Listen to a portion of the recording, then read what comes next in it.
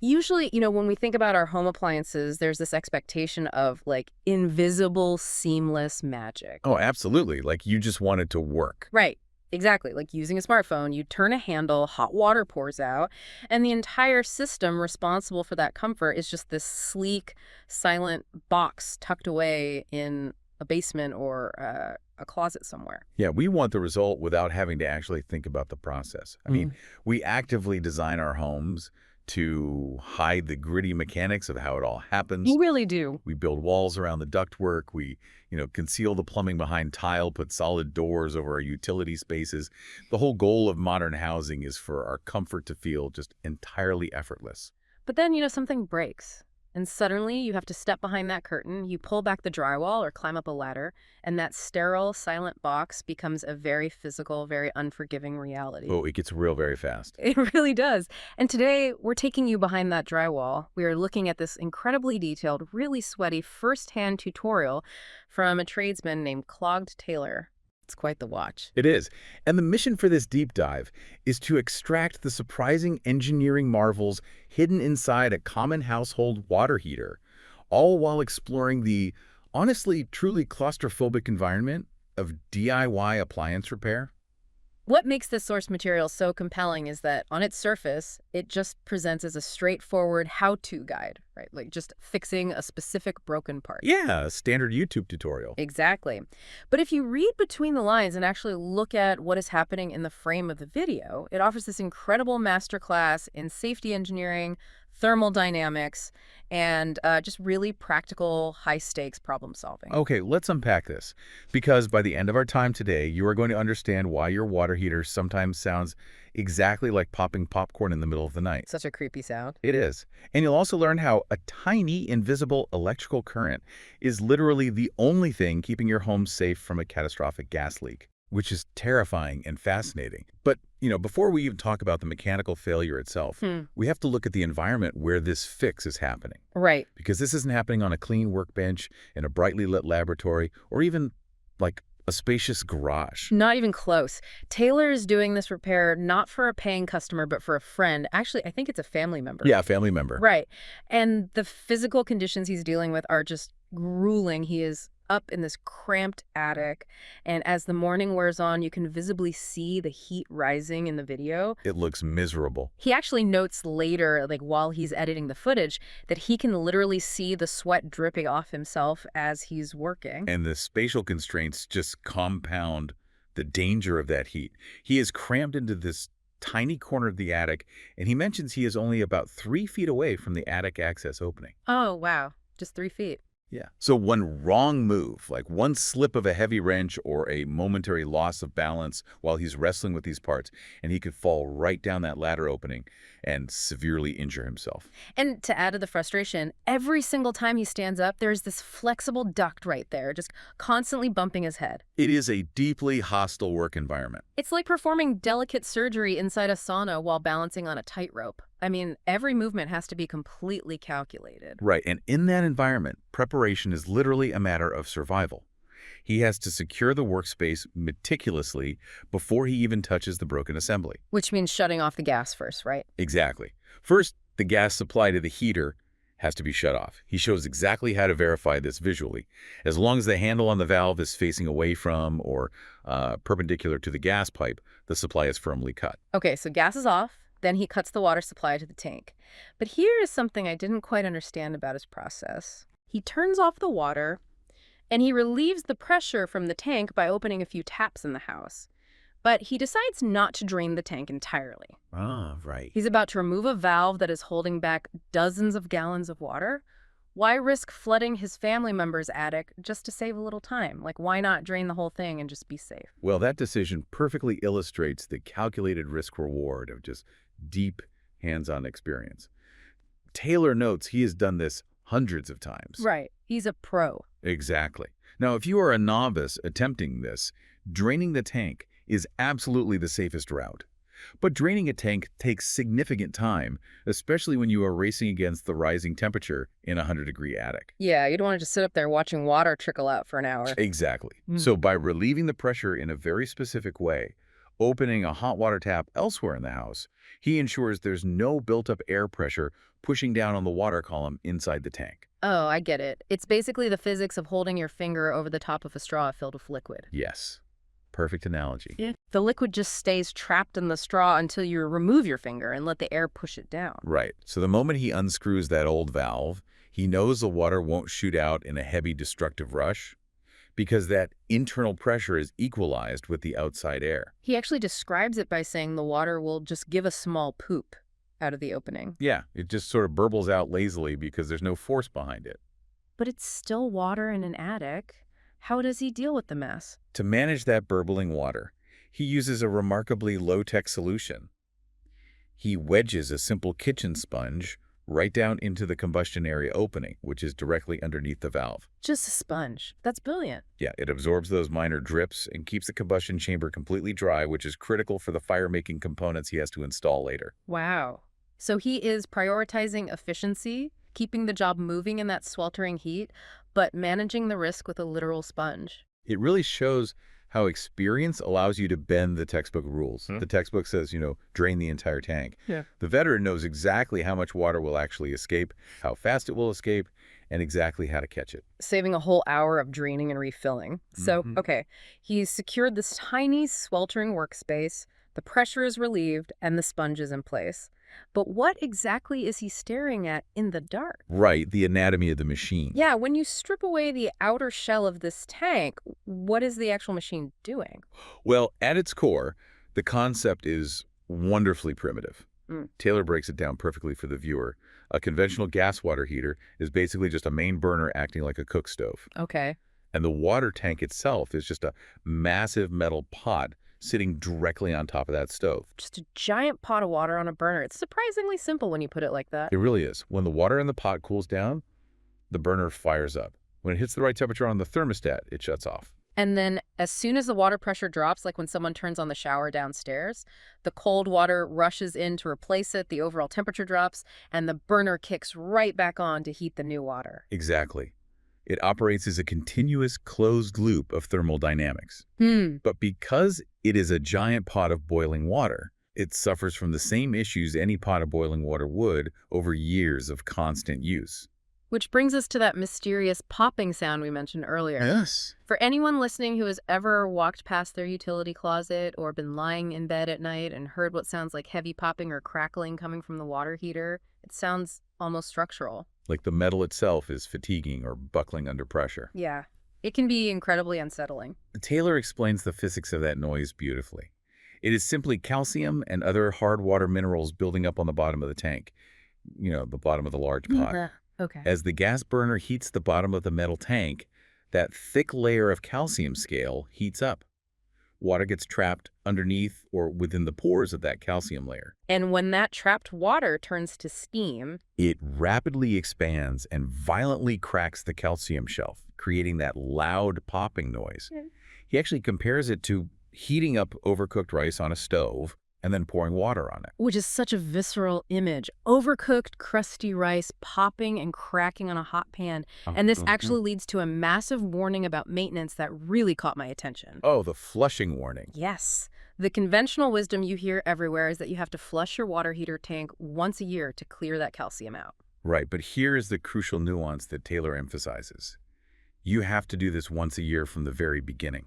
Like from the very first year you install the unit. So if you are listening to this and realizing you haven't flushed your water heater in 3 or 4 years, do not run down and do it right now. Please don't. Taylor explicitly warns that if you wait years to do your first flush, you might actually cause significantly more issues than you solve. It's a perfect example of unintended consequences.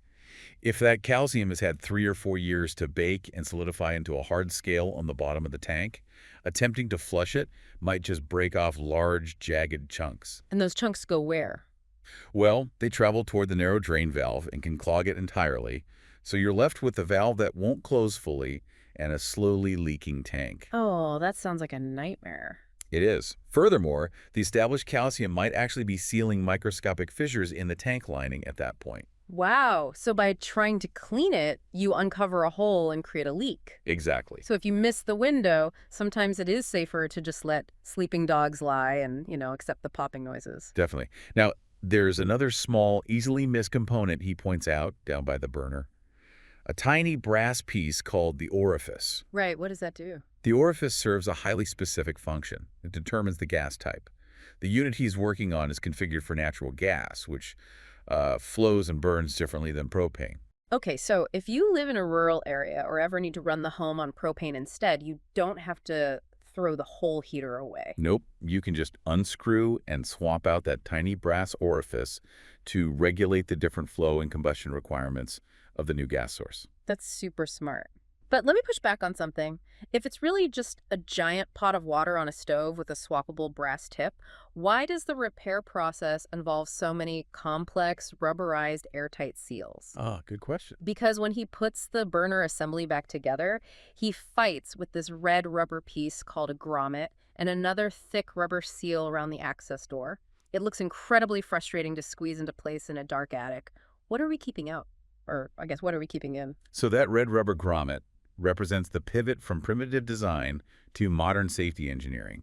It acts as the barrier between life and death in a modern home. Really?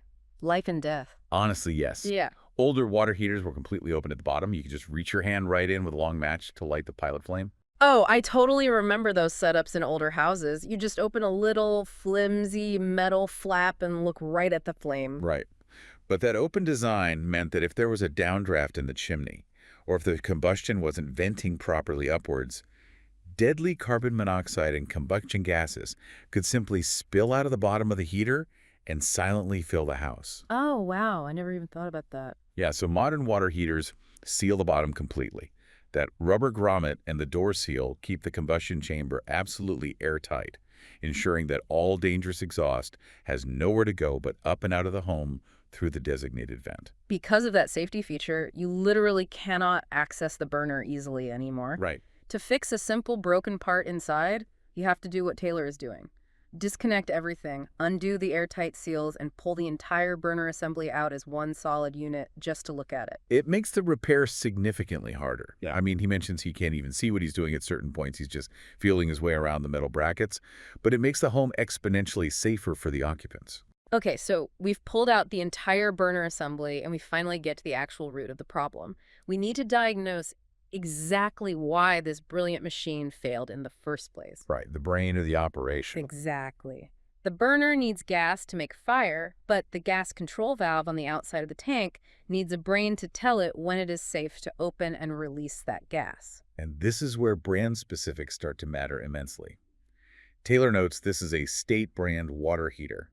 He compares it to other major brands he works on frequently, like Rheem or Bradford White. And they're different. Yeah, while they all have the same basic operating principle, the pot of water on the stove, they differ radically in their internal safety devices. And the state water heater has a very unique failure point, right? Yes, there is a small electrical capacitor sitting directly on the circuit of the thermocoupling. Taylor explains that this capacitor acts as a fail-safe. Okay. It goes bad. It literally cracks open if the water heater is either overheated or if it is smothered by a lack of oxygen inside that sealed combustion chamber we just talked about. So the mechanics of that failure are fascinating. The capacitor is sitting on the exact wire pathway that carries the electrical current. Right. When it senses a thermal runaway or oxygen depletion, it cracks, which acts exactly like cutting a wire. The circuit is broken permanently. It's a one-time use fuse. Yeah. Once that capacitor cracks, the tiny electrical current can no longer travel up to the gas valve. You cannot reset it. You just have to replace the whole assembly. But the electrical current itself, Yeah. this is the part that is just incredibly elegant. Here's where it gets really interesting. The pilot light, the tiny little flame that stays on all the time at the bottom of the heater, it burns directly against the metal tip of the thermal coupling. And just by burning against that specific combination of metals, the heat generates a small electrical current. The thermoelectric effect. Heat is converted directly into electricity. Wait, let me make sure I'm visualizing this correctly. We are using fire to heat a piece of metal to create an electrical current, which travels up a wire to magnetically open a gas valve, which then feeds more gas back down to make more fire. That is exactly right. Isn't that overcomplicating things? Like, why mix fire and electricity just to open a valve? Isn't there a simpler way to just let the gas flow? I mean, it sounds convoluted, but it is an incredibly elegant, foolproof, fail-safe mechanism.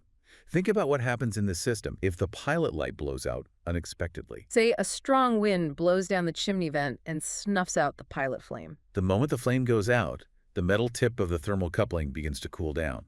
When the heat stops, the creation of that thermoelectricity instantly stops. Right. Without that tiny constant electrical current traveling up the wire to hold the magnetic gas valve open, a physical spring inside the valve snaps it shut automatically. Oh, wow. It uses the lack of electricity as the trigger. Exactly. Yeah. It requires no batteries. It requires no connection to your home's electrical grid.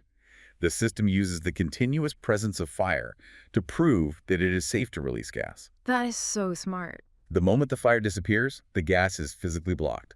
It prevents your attic, and subsequently your entire home, from silently filling up with explosive natural gas. That is such an elegant workaround, and it perfectly explains the ritual. The lighting ritual. Yes. Anyone who has ever lit a pilot light manually knows the ritual, but I never actually knew why we had to do it. Taylor shows it in the video. You turn the gas knob, you press it down manually, and you click the igniter 5 or 6 times to spark the flame. Right, because holding the knob down physically bypasses the magnetic valve mechanism inside, forcing a tiny bit of gas down to the pilot light assembly so you can spark it. You click it, the spark lights the flame, but you can't just let go of the knob. No, definitely not. You have to hold it down, sometimes for a full 60 seconds, just staring into the little glass window, waiting. If you let go too early, the flame dies instantly and you have to start over. Which is exactly what Taylor does. Yeah. He holds the button down and just, hopes it's lit because he's in such a tight space. He doesn't even have room to lean over and look through the glass to verify the flame. So you are holding that button down to buy time. You are giving that newly lit pilot flame enough time to heat up the thermal coupling metal, to generate enough electrical current to travel up the wire and take over the job of holding the magnetic valve open. Yes.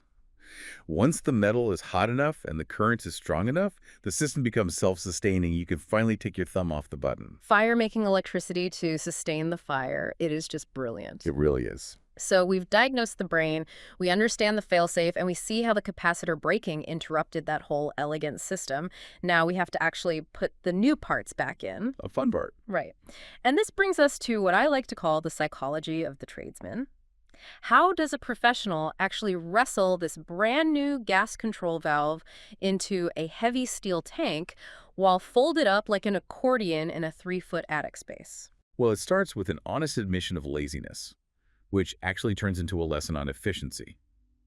Taylor begins by trying to remove the tight bolts on the assembly with a standard crescent wrench. Which is not the right tool for the job. Not at all.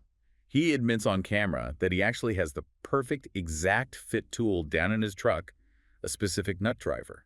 But he just doesn't want to climb all the way down the ladder out to the truck and back up into the sweltering heat. We have all been there. You try to make the slightly wrong tool work just to save a trip across the house. Absolutely. But the crescent wrench keeps slipping in the tight space. He eventually relents, goes down, and brings up what he calls the ultimate modern tradesman tool, the 8-way screwdriver. Oh, I love those things. The 8-way screwdriver is a fantastic piece of kit designed specifically for these scenarios. It features a flathead, a Phillips, a 5/16 nut driver, another size nut driver, and even star wrench attachments all nested on one single handle. Which is perfect. Because in an attic space where you can barely turn your shoulders, minimizing the number of loose tools you bring up is critical. You don't want to be fumbling for 5 different drivers in the dark. But the best hack, like the absolute smartest physical trick in this whole deep dive, is how he gets the main gas valve off and puts the new one back on. These valves are screwed incredibly tightly into the metal wall of the water heater tank. Yeah, they're not coming off easily. No, and he doesn't bring up a massive pipe wrench to try and twist it. Right, he uses the existing plumbing itself to generate force. Before he removes the old broken valve, he leaves a section of the stiff steel gas pipe screwed securely into the front of it. Ah, smart. He grabs that long pipe and uses it as a handle, essentially creating a massive lever to break the stubborn threads loose on the old valve. He lets physics do the hard work instead of his back. And he does the exact same thing in reverse to put the new one in. The new valve comes with white Teflon tape already wrapped around the threads from the factory, so he doesn't have to worry about carefully applying that in the dark. He screws the new valve into the tank hand tight, then he threads that old piece of steel gas pipe into the front of the valve and pushes on the long pipe to get that final rock-solid, watertight seal against the tank. Leverage is a tradesman's best friend, for sure. Definitely. He also mentions an important detail about sealing those connections. While the valve came with Teflon tape for the water side connection, for his own connections on the actual gas pipe, he uses something called True Blue pipe dope. Pipe dope. Yeah, it's a heavy-duty liquid thread sealant that he trusts to guarantee a foolproof seal on the gas lines. When you are dealing with explosive natural gas in an enclosed space, good enough is simply not an option. You need absolute certainty. Speaking of certainty, there was one more tool he used that I felt a deep personal connection to. Oh, I know what you're going to say. Before he disconnected all those complicated burner tubes and the delicate thermal coupling wires from the bottom of the control valve, he did what any rational human in the 21st century would do. He pulled out his smartphone and took a picture of the assembly. Yes, the digital breadcrumb trail. Mhm. He says, look, I've done this hundreds of times and I mostly remember where things go. But if you take it all apart, pull the wires, and suddenly realize you don't remember which tube goes to the pilot and which goes to the main burner, you are totally stuck. It's just not worth the risk. You take a picture first, and you never get lost during reassembly. It really highlights a beautiful contrast in how modern repair work is done. On one hand, Taylor possesses deep manual expertise. He understands the invisible physics of thermoelectric fail-safes and pressure equalization. Yeah, he knows his stuff. But on the other hand, he relies on deeply pragmatic, simple workarounds. Using an old pipe for a lever, using a kitchen sponge to catch water, using a cell phone camera as a memory aid. True expertise isn't just knowing the complex theory, it's knowing when to use a brilliant shortcut to mitigate the physical toll of the job. So what does this all mean? We started with a mundane, slightly annoying metal cylinder taking up space in an attic, and we've unpacked a high-stakes puzzle of thermodynamics, brilliant fail-safe safety engineering, and the grueling, sweaty physical labor required to keep the background music of our lives playing smoothly. If we connect this to the bigger picture, taking our appliance repair for granted really distances us from the physical mechanics of our daily comfort. Right. We want the hot water to just appear, but we don't want to think about the sealed combustion chambers, the cracked capacitors, or the sweat equity required to maintain them in a 100-degree attic. No, we definitely don't. But understanding these underlying systems grounds us back in the physical reality of the homes we actually live in. It absolutely does. And it leaves me with one final thought, inspired directly by a question Taylor poses to his audience at the very end of his video.